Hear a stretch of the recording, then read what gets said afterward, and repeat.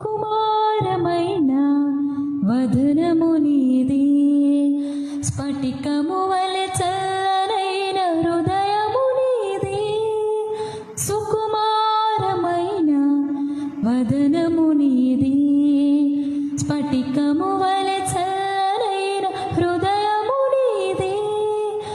మధురమైన నీ మాటల సవ్వడి వినగా, నిన్ను చూడ ఆశలెన్నో మనసు నిండెనే ప్రభువా నిన్ను చేరనా.